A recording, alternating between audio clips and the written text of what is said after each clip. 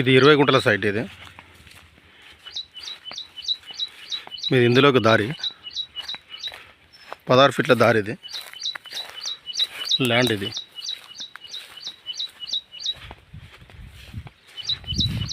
తక్కువ ధరలో ఉంది. ఇది అట్లా కనిపించేది విలేజ్.